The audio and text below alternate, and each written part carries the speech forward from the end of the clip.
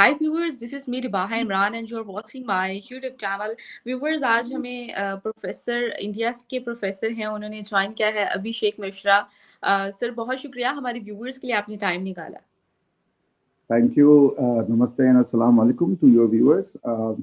It's an absolute pleasure. ये मेरे लिए बहुत सौभाग्य की बात है कि मैं आपके साथ फिर से बैठा हूँ और मुझे ये मौका देने के लिए बहुत बहुत धन्यवाद आपका, शुक्रिया आपका। Thank you. Welcome sir. आज जो मेरे प्रोग्राम का जो टॉपिक है वो ये है कि what Indian think about Kashmir, और मतलब इंडिया एज अ इंडियन, आपका क्या पॉइंट ऑफ व्यू है कश्मीर के हवाले से, कश्मीर फाइल के हवाले से? हमारे व्यूवर्स को ज़रा गाइड कीजिएगा, क्योंकि अक्सर हम पाकिस्तान की तो व्यूज़ लेते ही रहते हैं। तो मैंने सोचा क्यों ना आज आपके पॉइंट ऑफ व्यू लिया जाए कि इंडियंस क्या सोचते हैं कि कश्मीर के हवाले से।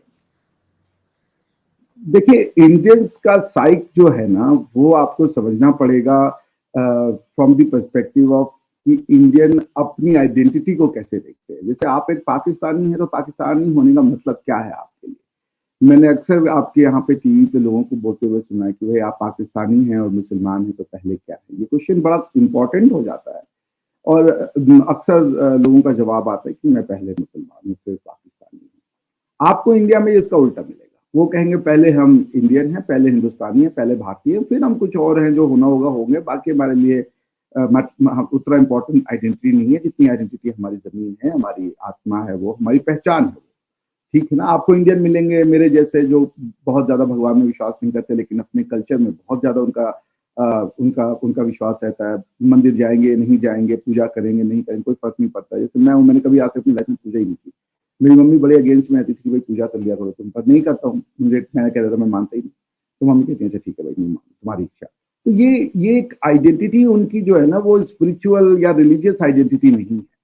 और ये identity, religious identity Abrahamic faith से आती थी। जैसे आप देखें, अब्राहमिक फेथ की जो आइडेंटिटी की पहचान है, उसको आप एम्पायर्स के फॉर्म में देखते हैं। वो पॉलिटिक्स और उनका रिलीजन अब्राहमिक फेथ में मिक्स है। जैसे holy Roman empire, Roman empire के साथ होली वर्ड लगाना, और रोमन एम्पायर एक आइडेंटिटी थी कि I was part of Roman empire. ठीक है ना। इसके बाद यूरोपियंस ने जो है अपने आप को डिसोसिएट किया उस आइडेंटिटी से, पॉलिटिकल आइडेंटिटी से। उन्होंने अपने आप को, क्रिश्चियनिटी की पॉलिटिकल आइडेंटिटी से अपने आप को डिसोसिएट कर दिया। उन्होंने कहा कि नहीं, हमारी पॉलिटिकल आइडेंटिटी क्रिश्चियनिटी हो ही नहीं सकती।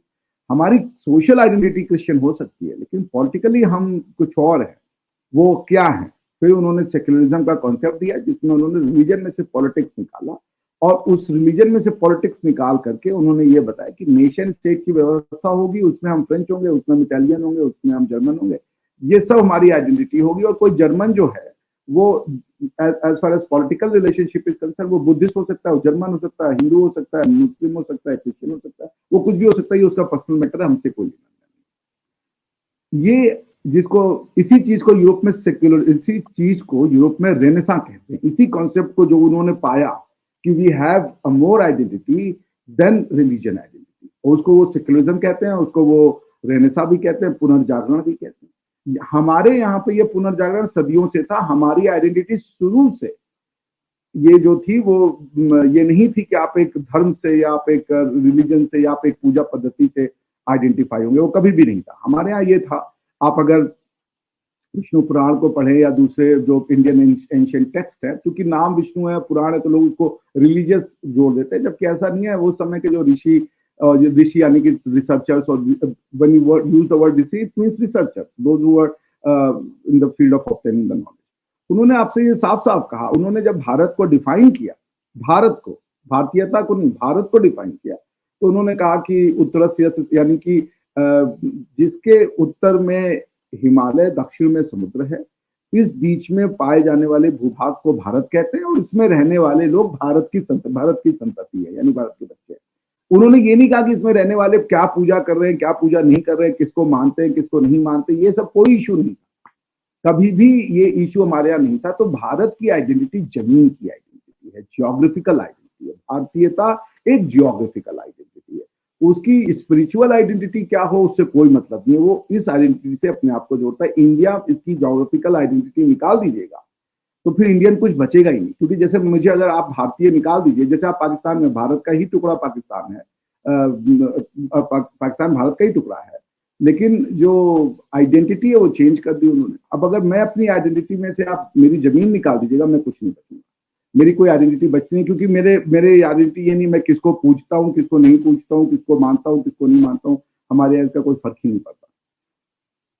और जो कश्मीर की समस्या है, वही समस्या इसी चीज का है कि भारत अपने जमीन से जब अपने आप को जोड़ता है तो कश्मीर उसका पार्ट है। क्योंकि मैं रहता भले बनारस में हूँ, जो कि यूपी का पार्ट है, जो यूपी एक 50-60 साल पुरानी आइडेंटिटी है, पूरा उसको हिस्ट्री में कुछ और कहते होंगे, जैसे काशी का क्षेत्र था, कौशाम्बी का क्षेत्र था, अलग अलग 16 महाजनपद भारत में हुआ करते थे। तो बात के जो जो जो हिस्टोरियन हुए मॉडर्न इंडिया के, उन्होंने इंडिया के साथ बड़ी जाति की। उन्होंने इंडियंस को ये सिखा दिया कि कश्मीर मुगलों ने ढूंढा, मसूरी अंग्रेजों ने ढूंढा, बनारस जो है किसी पोर्टुगीज ने आके ढूंढ दिया, और इस जो गोवा का पार्ट है वो भी कोई पोर्टुगीज ढूंढ दिया। हमें कुछ पता ही नहीं, लोकल लोगों को कुछ पता ही नहीं था कि भाई ये क्या चीज है। तो ये जो उन्होंने कॉन्सेप्ट दिया कि सब दूसरों ने ढूंढा है और यहाँ के लोगों को कुछ पता ही नहीं था, तो उसमें जब आप ये कहते हैं कि कश्मीर मुगलों ने ढूंढा, तो ये आइडेंटिटी हो जाती है कि अच्छा मुगलों ने ढूंढा तो फिर तो ये मुगल आइडेंटिटी होगी। जबकि आप अगर कुछ ना करें, आप अलबरूनी की किताब पढ़ लें, 1000 साल पहले की किताब है, उस किताब का नाम है किताबुल अल हिंद, आप उसको पढ़ें। किताबुल अल हिंद में बरूनी कश्मीर को कहता है कि Kashmir is the AP centre of Hindu Kashmir word use कर रहा है bye the way, Hindu Kashmir is the AP centre of science and research and technology. ठीक है ना। और हमको किताबुल अल हिंद के बाद 1000 साल पहले वो कह रहा है ये हिंदू कश्मीर है, यहाँ पे ब्राह्मी लिपि पाई जाती है, यहाँ पे के रिसर्च है, और ये सूर्य के मूवमेंट और इसको सबको वो रिसर्च कर रहे हैं। और हमको आप 1000 साल बाद आइए, 70 साल पहले के जो हिस्टोरियंस वो हमको ये पढ़ा रहे हैं कि मुगलों ने कश्मीर को ढूंढा। तो भाई अलबरूनी तो मुगल नहीं था, और अगर वो 1000 साल पहले किताब लिख रहा था तब तो मुगल भी नहीं थे, क्योंकि मुगल तो इंडिया में आए ही हैं ये 15वीं-16वीं शताब्दी में, मुश्किल से 150 साल उनका राज चला, वो भी छोटे से पार्ट ऑफ इंडिया। तो फिर ये अलबरूनी सही है या आज के हिस्टोरियन सही है जो इन्होंने हमें ये पढ़ा दिया कि मुगलों ने ढूंढा है कश्मीर? लोकल लोगों को पता ही नहीं था, राजा ललिता विक्रमादित्य कौन थे ये पता ही नहीं था। आप राज तरंगिनी लिखा है हमारे हिस्टोरियंस ने, कश्मीर का नाम ऋषि कश्यप के नाम पे, ये सब हमको बुला दिया और ये बता दिया मुगलों ने कश्मीर को ढूंढा। अब इसका क्या जवाब दिया जाए? कश्मीर भारत के लिए ज्योग्राफी नहीं है, कश्मीर भारत का एक, कश्मीर के बिना भारत नहीं हो सकता। जैसे पाकिस्तान को जब एक इंडियन देखता है ना तो उसका दिल दुखता है। दुखता क्यों है? ये हमारा पार्ट है, ये हमारे लोग हैं, ये भूमि हमारी है, ये हमसे अलग हो गया। लेकिन जब पाकिस्तान इंडिया को देखता है तो बड़ा खुश होता है, अच्छा हुआ हमारी जान छूटी इससे, हम अलग हो गए, हमारी अलग पहचान थी, हम उस पहचान के लिए अब जी रहे। हालांकि उसका क्या एनालिसिस है, 70 साल बाद वो बैठ करके ऑनेस्ट एनालिसिस करें कि क्या जिस लिए आप अलग हुए थे, जो भी डिमांड था कि भाई हम इस्लामिक आइडेंटिटी के साथ रहना चाहते हैं और हम उससे ज्यादा ग्रो करेंगे, क्या आपने वो पा लिया? Have you achieved this? उसकी एक एनालिसिस होनी चाहिए ना कि भाई what is the cost and what is the result. आप वो रिजल्ट करके दुनिया को बता दो। तो कश्मीर कहीं से भी पॉलिटिकल, जो हमको बताया जाता है कि एक पॉलिटिकल डिस्प्यूट है, ये पॉलिटिकल डिस्प्यूट कतई नहीं है।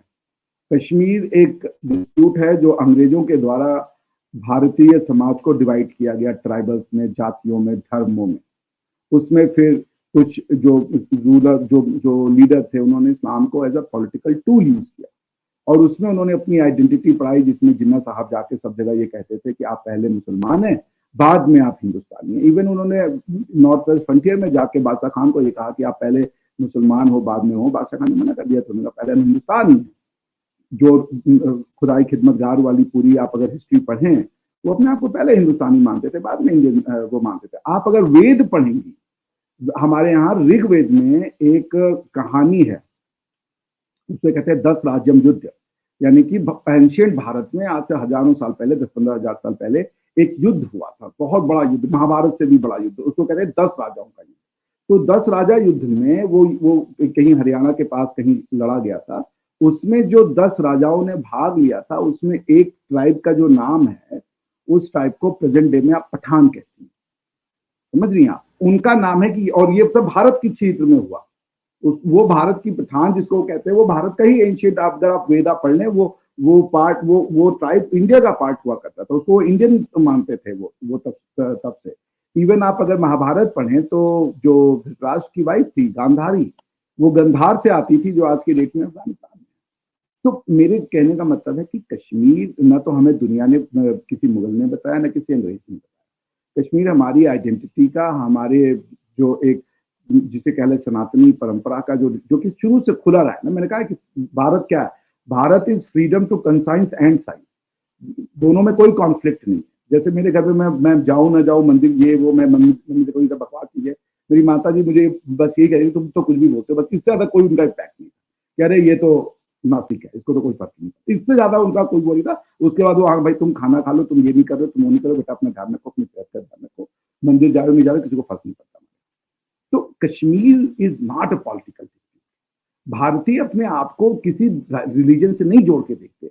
जैसे मुझे फर्क नहीं पड़ता मेरा दोस्त मुसलमान है, बुद्धिस्ट है, क्रिश्चियन है, वो किसको मानता है नहीं मानता है, मुझे नहीं फर्क पड़ता, वो इंडिया में रहता ही जिंदगी। हमारे प्राइम मिनिस्टर मनमोहन सिंह जी बन रहे हैं या राजीव गांधी जी, राहुल गांधी जी बन रहे हैं, या मोदी जी बन रहे हैं, या निर्मला सीतारमन जो है वो साउथ इंडिया से आकर के बिना इलेक्टेड होकर के फाइनेंस मिनिस्टर पिछले कई सालों से बनी हुई, इनसे किसी को फर्क ही नहीं। वो आप इंडियन हो, दैट्स इट, आपको जो करना है करो, आपका सब अधिकार है, और कोई इंडियन ये पूछने नहीं जाता अच्छा आप तो फलाना हो, आपका तो धर्म ये है। मनमोहन सिंह जी मुश्किल से 1% सिख के पॉपुलेशन है इंडिया में, 1 या 1.5%, उसके वो रिप्रेजेंटेटिव थे और 10 साल से भारत के प्रधानमंत्री थे। किसी ने नहीं कहा कि भाई आप क्यों बन रहे हो, क्योंकि ये मतलब ही नहीं है कि आप सिख हो, मतलब ये कि आप भारतीय हो। तो आप 100 साल तक राज करो, आपको कोई बोलने वाला नहीं है, आपको कोई पूछने वाला नहीं है। तो भारत की इतिहास को 70 सालों से जिन हिस्टोरियंस ने लिखा, उन्होंने इतिहास लिखा नहीं, उन्होंने इतिहास कंस्ट्रक्ट किया। उन्होंने बहुत जाति करी, और यही जाति पाकिस्तान में भी हो गई। अगर पाकिस्तान भारत के इतिहास को शुरू से तो उनका रिलीजन क्या है इससे कोई फर्क नहीं पड़ता। आप भगवान को कैंसिल कर दें, अल्लाह को माने, कोई फर्क नहीं पड़ता। लेकिन आपने इतिहास ही कैंसिल कर दिया, दिक्कत ये हो गई। आप स्पिरिचुअल क्वेश्चन को अलग कर ले, अलग है कि भाई मैं फलाना भगवान को नहीं मानता, ये गलत भगवान है, ठीक है कोई बात नहीं है, मैं फलाना को मानता हूँ, अल्लाह है, ये सही है, ठीक है बढ़िया, कोई दिक्कत नहीं है। लेकिन आप इतिहास को कैंसिल कर दिया, आपने कहा इतिहास भी एग्जिस्ट नहीं करता, इतिहास भी आपने रिकंस्ट्रक्ट कर दिया कि यहाँ का इतिहास तो बहुत बुरा इतिहास था, यहाँ के लोग तो सारे के सारे जंगली थे। This became the problem.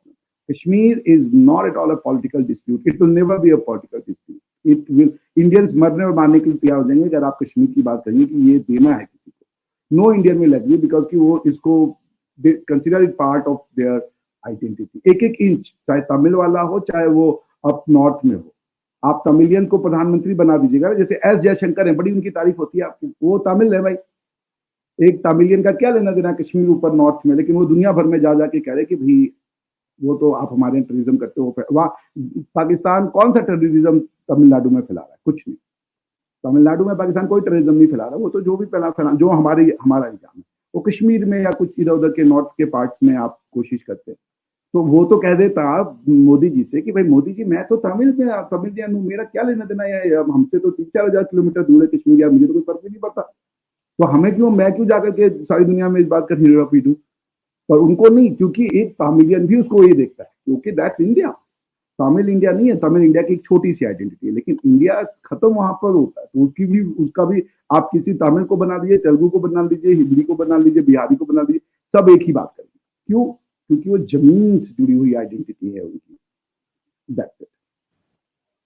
अभिषेक ये बताइएगा कि आर्टिकल 370 क्या है, और आप मतलब बीइंग अ इंडियन आप क्या सोचते हैं 370 के हवाले से?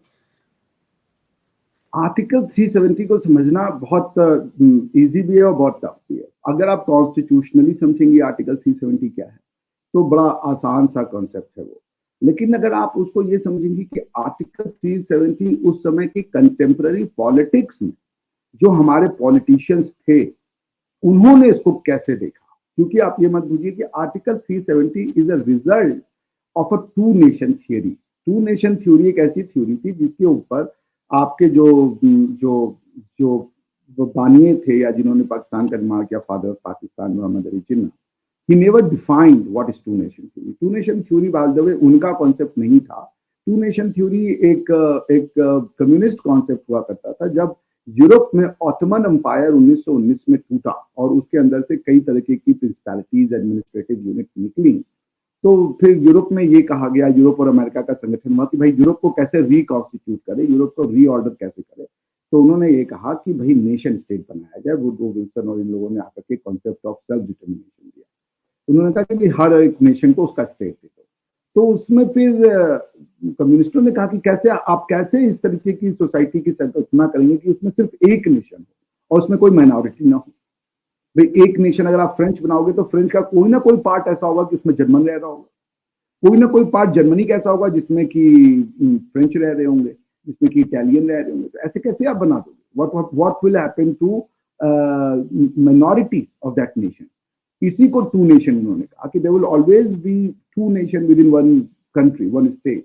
तो ये जो टू नेशन थ्योरी जो वो दे रहे थे यूरोपियन ऑर्डर के लिए, इसको लिफ्ट किया हमारे यहाँ के पॉलिटिशियंस ने और इसको कहा कि there is always a two nation theory. India में टू नेशन थ्योरी है। इंडिया में डोमेस्टिक प्रॉब्लम नहीं है, इंडिया में इंटरनेशनल प्रॉब्लम है। आप अगर जिन्ना की 1940 की स्पीच सुने तो इंडिया तो ये कहते हैं कि इंडिया में डोमेस्टिक प्रॉब्लम नहीं है, इंडिया में इंटरनेशनल प्रॉब्लम है, because here exist two nation, nation of Muslims and nation of Hindu, and Hindus and Muslims are two different nation. तो इस बात को बिना एनालाइज किए कि नेशन क्या है, क्या रिलीजन एक नेशन कॉन्स्टिट्यूट करता है, Islamic nation, Islam as an idea of brotherhood different but an idea of nationhood is different. आप देखिए 1950 के आसपास की बात है कि सीरिया और इजिप्ट ने यूनाइटेड नेशन में एक एप्लीकेशन दिया कि हम दोनों यूनाइट होकर के, दोनों अरब रिपब्लिक है, हम यूनाइटेड अरब रिपब्लिक बनाना चाहते हैं, तो हमें परमिशन दे दी जाए, हम एक कंट्री बनेंगे। उन्होंने कहा ठीक है भाई, इजिप्ट और सीरिया मिल गया और एक कंट्री बना दी। 10 साल के अंदर अलग हो गया। उन्होंने दिया नहीं भैया हम सीरियन है, तुम इजिप्शियन हो, हम अरब होंगे मगर हम भैया साथ में नहीं रह सकते। कतर और सऊदी अरेबिया एक दूसरे को देख नहीं सकते आंख तो आंख। अभी कतर और सऊदी अरेबिया का 2-3 साल पहले आपने देखा था कि बहुत बड़ा डिस्प्यूट हुआ था, जहाँ पे तो सऊदिया ने बैन लगा दिया था कतर के ऊपर कि आप ये नहीं करेंगे, आप नहीं करेंगे। So nation brotherhood is a different thing ना, कि भाई ला इलाहा इल्लल्लाह से हमें पॉलिटिकल और सोशल रिलेशनशिप कॉन्स्टिट्यूट कर देते हैं, मगर क्या वो इतना पावरफुल है कि वो नेशनहुड हो जाता है? क्या एक सऊदिया की फूड स्टाइल और एक पाकिस्तानी की फूड स्टाइल सेम है? क्या एक सेंट्रल एशियन की फूड स्टाइल और उरुग्वे की फूड स्टाइल और पाकिस्तानी की फूड स्टाइल सेम है? आंसर है नहीं। Brotherhood is a different thing from nation. कोई पेपर नहीं लिखा, कोई रिसर्च नहीं की, कोई मन में क्वेश्चन ही नहीं आया, अजम्पशन पे ये डॉक्ट्रिन दे दी, लोगों ने इसको लैप अप कर लिया, टू नेशन थ्योरी हो गई। अब जब टू नेशन थ्योरी हुई तो इसका पॉलिटिकल रेमिफिकेशन ये हुआ रिवाहाती कि उन्होंने कहा देश को हिंदू और मुसलमान में डिवाइड कीजिए। जहां जहां नेशन स्टेट का प्रिंसिपल लगाया उन्होंने कि हर नेशन के पास स्टेट होना चाहिए, तो मुसलमान एक नेशन है उसको स्टेट दे दीजिए। तो फिर हुआ ये कैसे होगा? तो उन्होंने कहा जो मुस्लिम डोमिनेंट एरिया है, जो मुस्लिम जहाँ पे बहुसंख्यक हैं, वो एरिया अलग कर दीजिए। अभी ऐसे कैसे आप कर देंगे? बिहार के किसी डिस्ट्रिक्ट में मुसलमान ज्यादा है, किसी डिस्ट्रिक्ट में हिंदू ज्यादा है। ऐसे तो पाकिस्तान को एक कॉन्ग्रुअस कंट्री नहीं बनेगी, पैचेज में बन जाएगी, जो आज के डेट में पैलेस्टाइन है कि एक पाकिस्तान बिहार में, एक पाकिस्तान हैदराबाद में, एक पाकिस्तान तमिलनाडु के कुछ डिस्ट्रिक्ट में, एक पाकिस्तान भोपाल के किसी डिस्ट्रिक्ट में, एक मध्य प्रदेश के किसी डिस्ट्रिक्ट में, 2-3 पाकिस्तान यूपी के किसी डिस्ट्रिक्ट में है। क्योंकि भाई इंडिया में 70 ऐसे डिस्ट्रिक्ट है जहां आज भी मुसलमान जो है वो मेजोरिटी में। तो आप कैसे ये डिवीजन करते?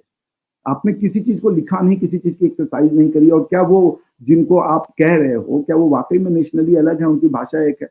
ये तो ऐसी बात हुई ना कि जैसे हम आप टेक्स्ट में बात करते हैं, आप उर्दू में बात करती हैं, मैं हिंदी में बात करता हूँ, लेकिन टेक्स्ट यूज करते हैं, स्क्रिप्ट हम रोमन यूज करते हैं, क्योंकि आप उर्दू लिखेंगे, मैं पढ़ नहीं, उर्दू स्क्रिप्ट यानी कि अरबिक स्क्रिप्ट लिखेंगे, मैं नहीं समझ पाऊंगा, देवनागरी लिखूंगा तो आप नहीं समझ पाएंगे। तो हम लोग क्या करते हैं कि एक लैंग्वेज को तीसरे स्क्रिप्ट का यूज करते हैं, रोमन स्क्रिप्ट से। आप लिखिए सर कैसे हैं, SIRKESEYHAIN।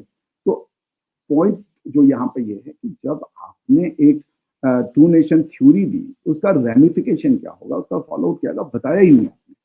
तो फिर अंग्रेजों ने ले लिया। अंग्रेजों ने कहा भाई ऐसा करो कि 2 ही ऐसे प्रांत हैं, 2 ही ऐसे स्टेट है जहां मुसलमान बहुसंख्यक हैं, वो है बंगाल और वो है पंजाब, इसको दो। इसी को उन्होंने कह दिया यही है division of India.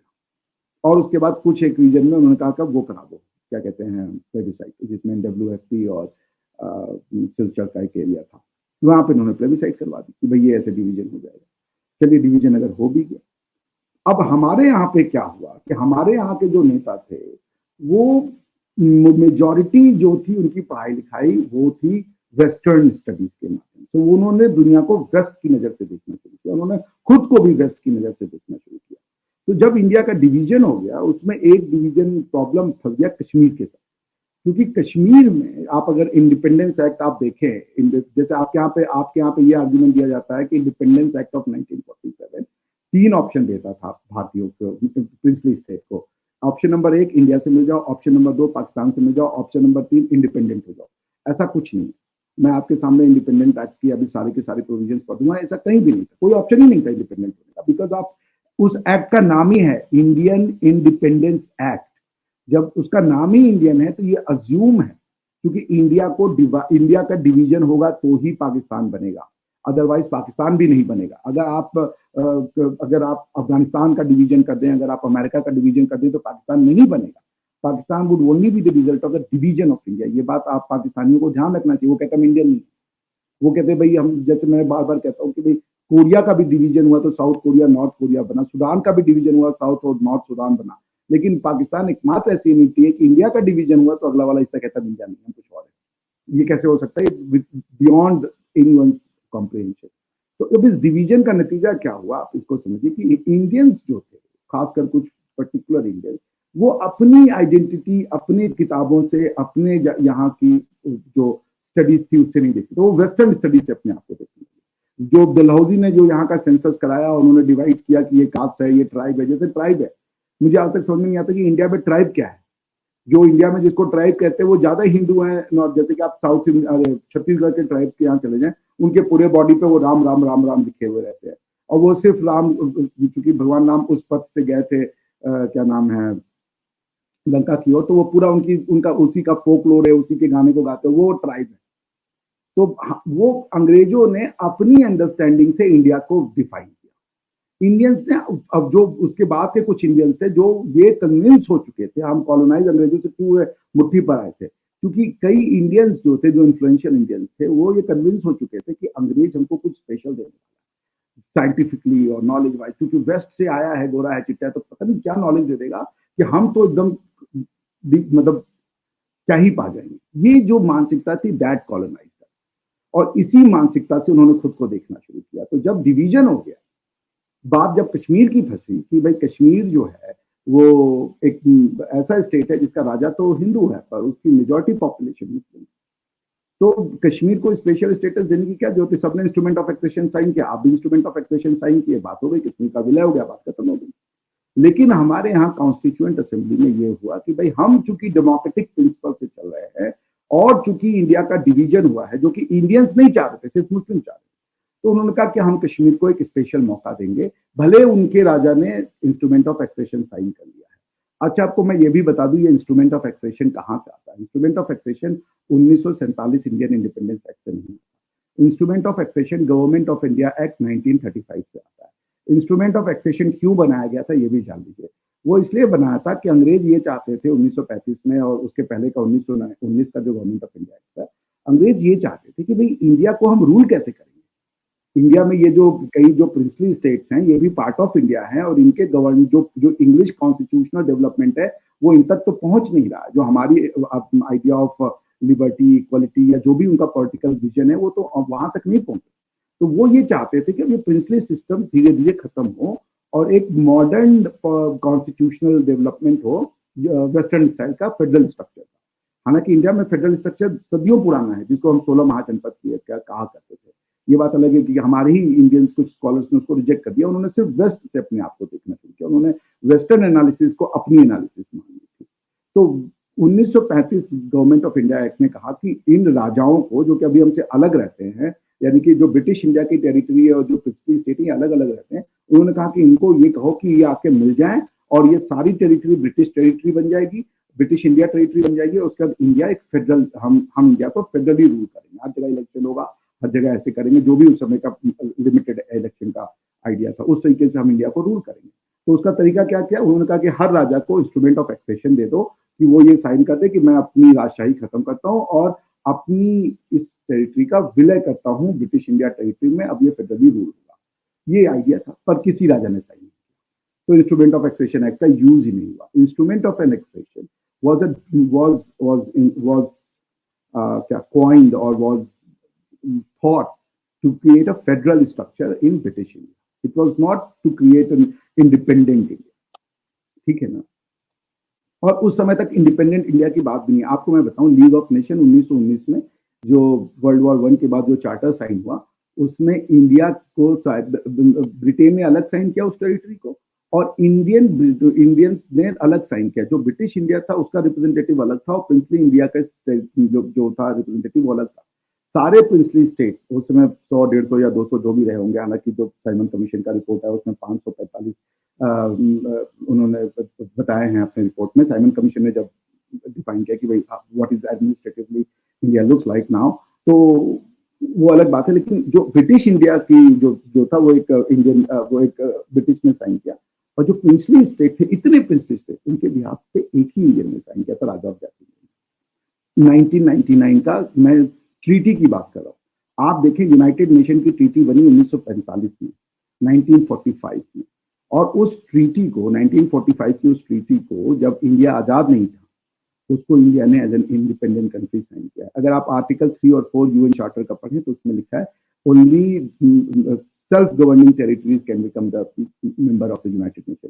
India is the original member of United nation. 1945 में जब आप आजाद भी नहीं थे, इंडिया की स्टेटस को समझना इतना आसान नहीं है। हमारे भी कुछ जो हमारे फोर फादर्स, उन्होंने कुछ गलती की कि उन्होंने इंडिया को अपनी नजर से ना देख करके वेस्ट की नजर से देखा। तो कश्मीर में जो ये जब कश्मीर का इंस्ट्रूमेंट ऑफ एक्सेशन साइन हो गया, किसी भी रीजन से हुआ हो, जब राजा ने साइन कर दिया, तो इंडियंस लीडर ने एक आप कॉन्स्टिट्यूएंट असेंबली में पढ़े, वो 1 स्टेप अहेड चले गए।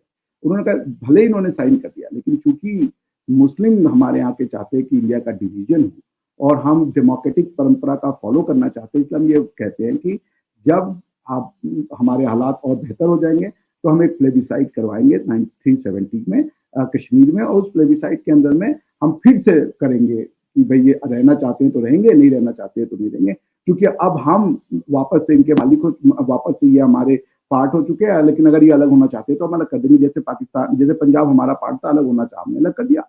बंगाल हमारा पार्ट था, अलग होना चाहा, हमने अलग कर दिया। वैसे कश्मीर अगर कल को अलग होना चाहेगा तो हम अलग कर देंगे।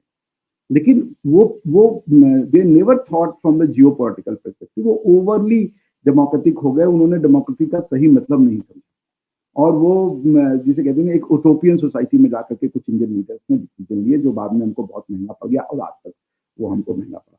अच्छा, जब आपने ये कॉन्स्टिट्यूएंट असेंबली में कह दिया कि इंस्ट्रूमेंट ऑफ एक्सेशन साइन हो गया, अगर इंस्ट्रूमेंट ऑफ एक्सेशन साइन नहीं होता तो क्या होता?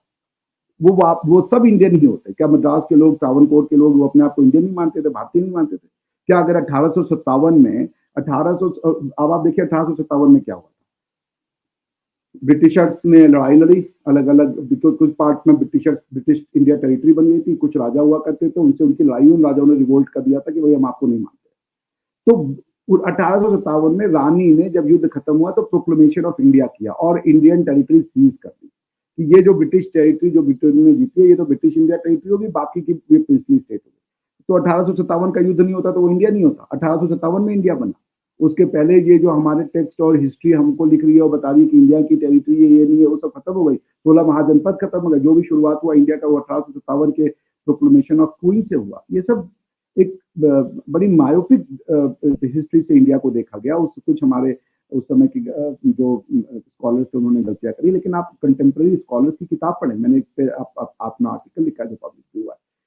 कंटेम्प्रेरी ऑथर्स को पढ़ें आप, जो प्रोफेसर्स लिख रहे थे, उन्होंने कैसे एक्सप्लेन किया पैरामाउंसी क्या है, ये पैरामाउंसी कैसे लैप्स होगी, पैरामाउंसी लैप्स होने के बाद क्या क्या चीजें होंगी। उन्होंने सबने कहा कि भाई अगर पैरामाउंसी लैप्स होती है तो वो वापस सब इंडियन बन जाएंगे। उसमें बस एक ऑप्शन था, क्योंकि इंडियंस ने एक्सेप्ट कर लिया था कि जो पाकिस्तानी बनना चाहे वो बने, और कुछ कॉन्सिक्वेंस नहीं था। इंडिपेंडेंस किसी स्टेट को नहीं मिलती, सब वापस से इंडियन बनते, क्योंकि याद रखिएगा इंडिपेंडेंस मूवमेंट त्रिबाहा जी सिर्फ अंग्रेजों के अगेंस्ट में चल रही थी। जो प्रिंसली स्टेट थे वहां कोई इंडिपेंडेंस मूवमेंट नहीं थी, क्योंकि उनके राजा तो अपने ही थे, वो किससे इंडिपेंडेंस मांग लेते। वहां पे पॉलिटिकल रिफॉर्म थी कि भाई अब ये राजशाही जाएगी और लोकशाही आएगी। तो खैर, coming back to cutting it short, तो जब विलय हो गया राजा का, मगर इंडियन कॉन्स्टिट्यूएंट असेंबली ने ये वो एक्स्ट्राऑर्डिनरी डिसीजन लिया कि भाई हम एक बार यहाँ पे इनके लोगों से पूछेंगे कश्मीर में, क्योंकि मुस्लिम चाहता है कि वो हमारे साथ रहना चाहते हैं नहीं।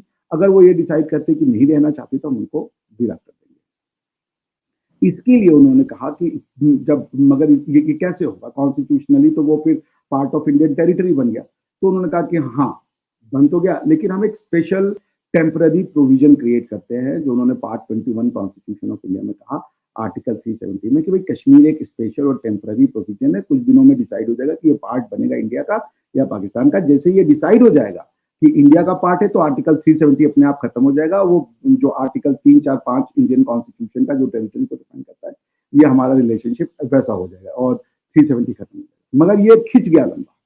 हुआ ये कि उसके बाद पाकिस्तान ने आक्रमण कर दिया, उसके बाद सारी चीजें चेंज हो गई, यूनाइटेड नेशन में मैटर चला गया। उसके बाद ये हुआ कि फिर इंडिया ने कश्मीरियों को कहा आप अपना कॉन्स्टिट्यूशन, उनका इंटरनेशनल लॉ क्या था और यूएन चार्टर्ड ने क्या कश्मीर के हवाले से क्या फाइनलाइज किया था? हाँ मैं उसी पर हूँ। तो आर्टिकल 370 को मैं बस खत्म कर दूं आपके लिए कि जब ये चीज हुई ना कि हम इनको एक टेम्पररी प्रोविजन रखेंगे, क्योंकि जब ये डिसाइड करना चाहेंगे तो अपना अलग हो जाएंगे, तो आर्टिकल 370 के थ्रू आसान हो जाएगा। वरना अगर आर्टिकल 3, 4, 5 में ये इंडियन टेरिटरी बन गई तो बड़ा मुश्किल होगा, फिर वो पार्ट ऑफ फेडरल स्ट्रक्चर बन जाएंगे, तो फिर इंडिया की टेरिटरी सीड नहीं की जा सकती, इवन गवर्नमेंट के लिए भी नामुमकिन हो जाएगा कि उसको सीड कर पाए। इसलिए उन्होंने टेरिटरी को स्पेशली रखा। आप पढ़े अगर तो आर्टिकल 371 में ये कहता है कि आर्टिकल 370 का पहला क्लॉज ये कहता है कि India Kashmir shall be the territory of India and all that. उसके बाद वो रिलेशनशिप फॉर्म करता है कि फेडरल रिलेशन कैसा रहेगा, यूनियन के लॉज कैसे बनेंगे, जो कश्मीर में लॉज बनेंगे वो कैसे बनेंगे, उन दोनों के बीच में कैसा रिलेशनशिप होगा, यही कहता है। Article 370 was a provision which simply provided for the relationship between the government of India and the government of Kashmir कि कैसे प्ले आउट करेगा टेम्पोररीली कुछ समय तक, जब तक ये नहीं हो रहा है।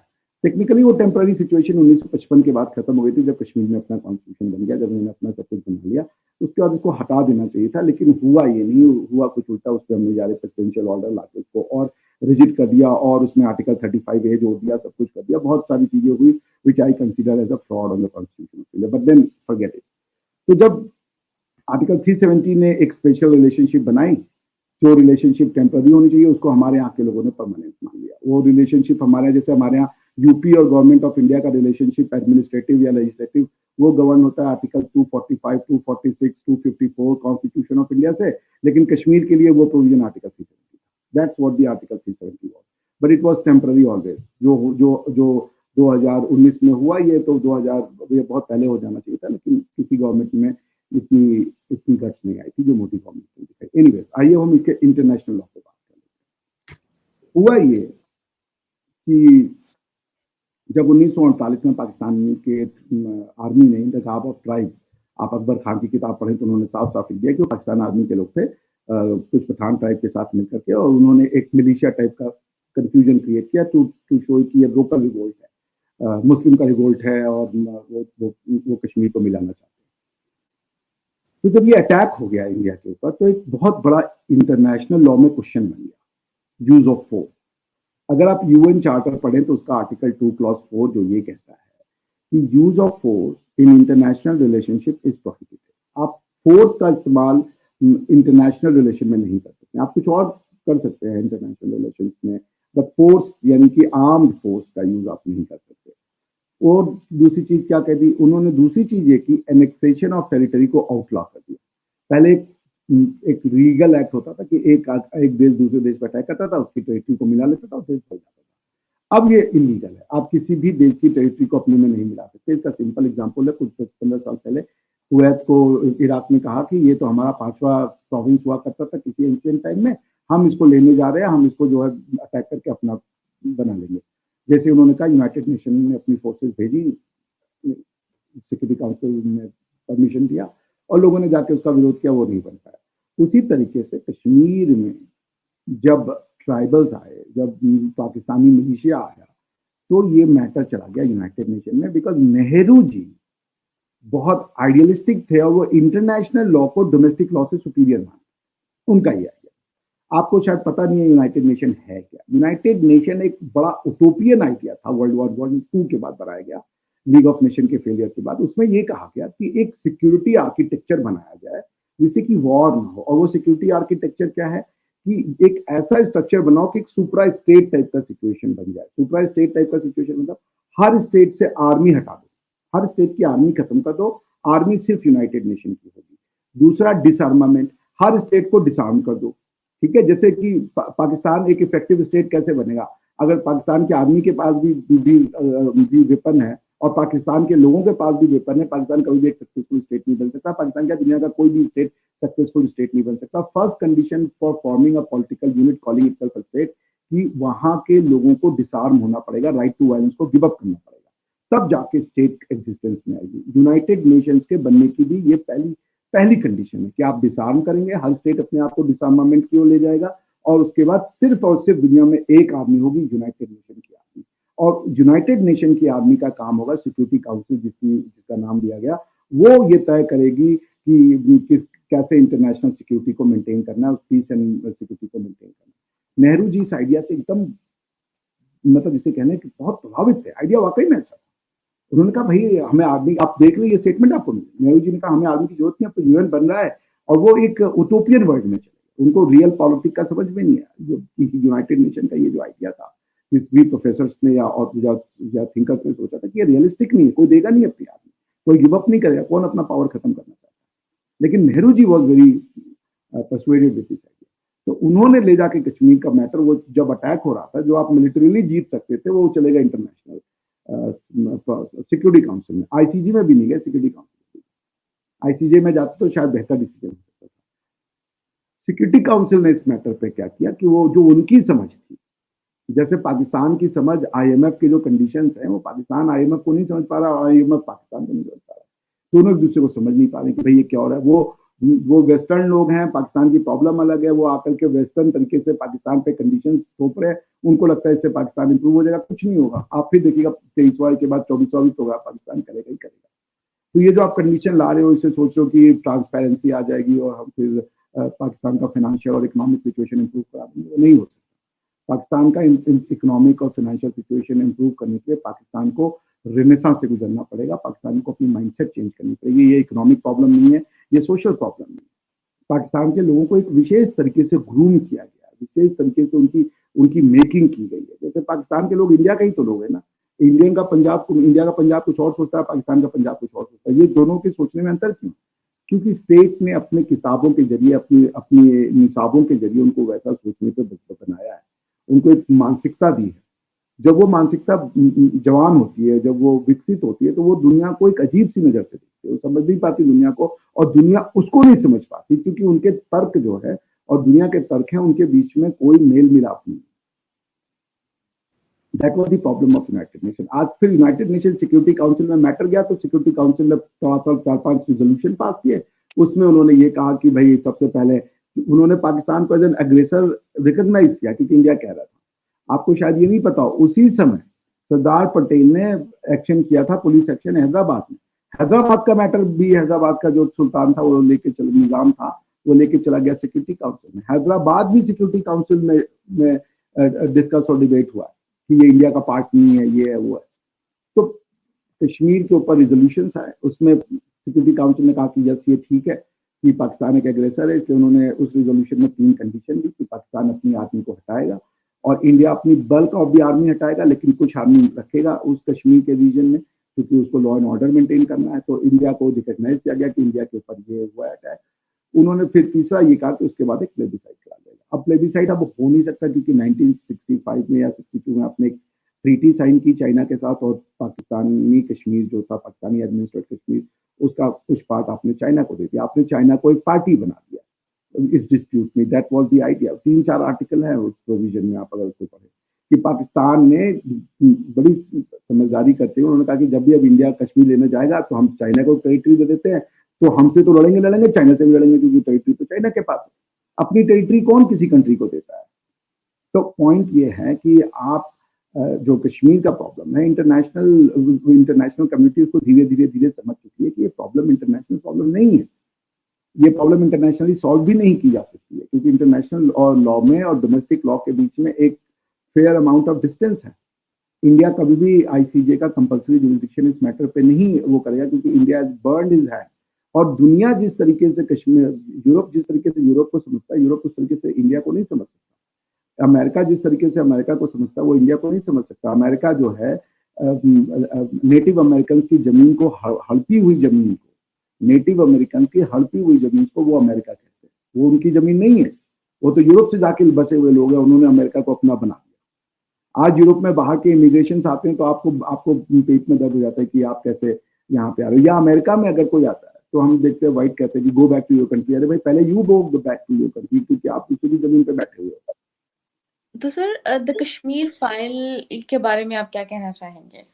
क्या वो वाकई फैक्चुअल है या फिर प्रोपेगेंडा? बिल्कुल फैक्चुअल है। इंडिया में देखिए, आप हिंदू और मुसलमान के बीच में तब तक पीस नहीं होगा जब तक हम साउथ अफ्रीका में जो पीस एंड रिकंसिलिएशन कमेटी बनी थी, truth and reconciliation committee, India में ये डिनाई किया जाता है कि कोई तैमूर आया, उसने गर्दनें काटी लोकल लोगों की, हिंदुओं की, और इसलिए कि वो दूसरे रीजन के थे।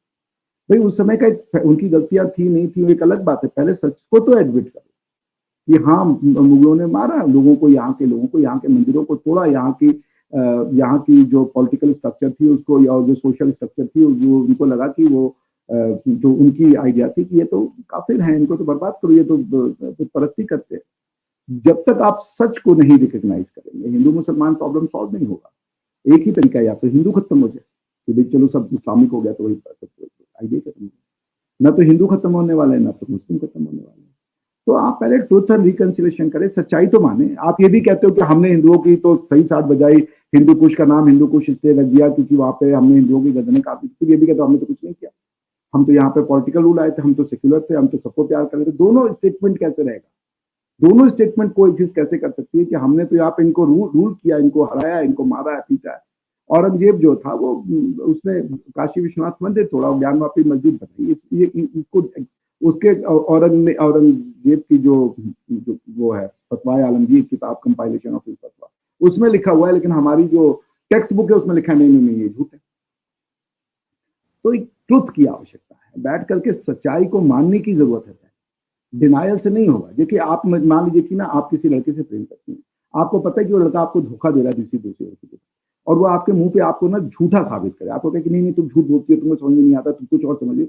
आप दिल से टूट जाएंगे, आपको बहुत बुरा लगेगा, क्योंकि आपको पता है आप सच है, लेकिन आप उससे लड़ नहीं पा रही है, जीत नहीं पा रही है, अपनी बात कह नहीं पा रही। आप अंदर से बहुत फील करेंगी एक ट्राउमा, एक वो जो दुख होता है ना कि हम सच्चे हैं मगर हमारी बात नहीं सुनी, हमको माना ही नहीं जा रहा, मेरी बात को दबाया जा रहा है।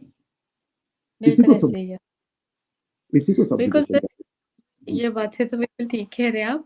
तो आपके वक्त का बहुत शुक्रिया कि आपने हमारे व्यूवर्स के लिए टाइम निकाला, और इस तरह की डिबेट जो है वो जारी रहेगी। और जो आप आर्टिकल लिखते हैं डिफरेंट चैनल्स पे इंडिया के, वो मैं पढ़ती रहती हूँ अक्सर, तो उससे मुझे आपकी थिंकिंग का पहले थोड़ा सा था, तो मैं इसलिए चाह रही थी कि आपके साथ इंटरव्यू हो सके। तो आपके वक्त का शुक्रिया। व्यूवर्स आपका भी बहुत शुक्रिया कि आपने हमारे व्यूवर्स के लिए मतलब टाइम निकाला, आपने पूरे सेगमेंट को देखा। Thank you so much. Thank you so much.